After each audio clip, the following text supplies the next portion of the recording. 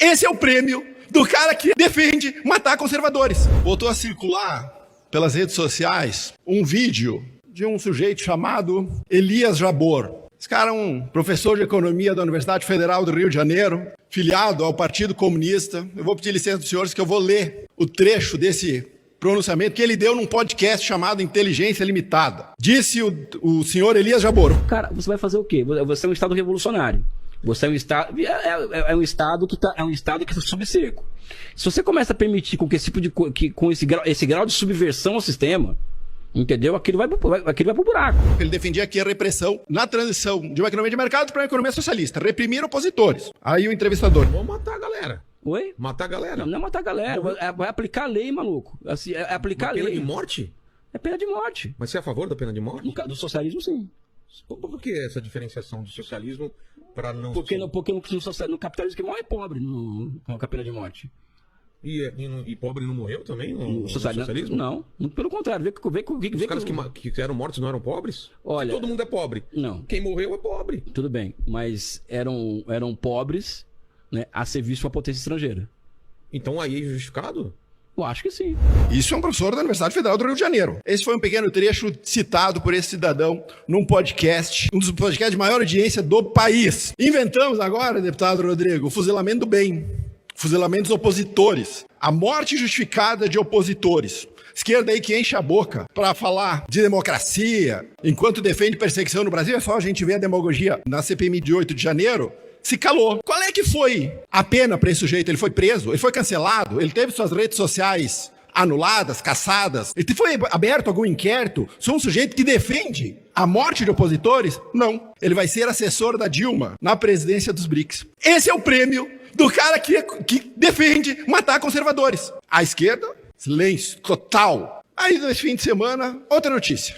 Cuba, uma ONG lá chamada Fundação para Direitos Humanos de Cuba, acusa Cuba de vender jovens para a Rússia na guerra contra a Ucrânia. Olha a acusação. $1.000 custa um jovem que vai morrer na Rússia, segundo essa ONG, a mando do governo castrista. Mais barato do que os mais médicos. Custa $2.000 mais ou menos. Essa é a lógica do comunismo. O maior produto de exportação desse regime são as pessoas. Até onde eu saiba, exportar pessoas ou vender pessoas é escravidão. É isso que promete o regime castrista, que tem muitos fãs aqui nessa casa. Terceira notícia. Irã. O presidente do Irã vai fazer uma visita a Nicolás Maduro. Ibrahim Raisi. Eu vou ler também a declaração do presidente iraniano. A relação entre Irã e Venezuela não é uma relação diplomática normal, mas uma relação estratégica entre dois países com interesses, visões e inimigos comuns. Esta fala do presidente iraniano falando a Nicolás Maduro também serve a Lula. Lula é um antigo aliado do regime iraniano. Antigo aliado. O Irã, que tem diversas violações aos direitos humanos e que acabou de condenar à morte 18 manifestantes. Aqui tem certeza que tem gente que gostaria de condenar à morte.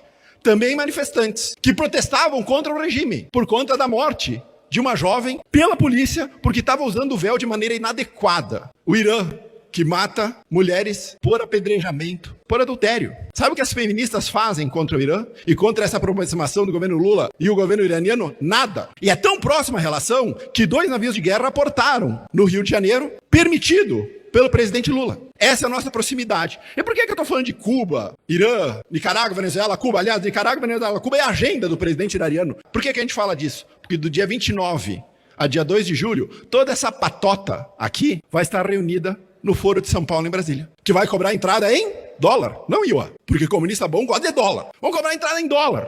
O Foro de São Paulo, só para nós atualizarmos, nasceu lá na década de 90, e o objetivo era que os países latino-americanos recuperassem o espaço perdido com a queda do Muro de Berlim e a falência da República Soviética. Vou traduzir o que eles queriam.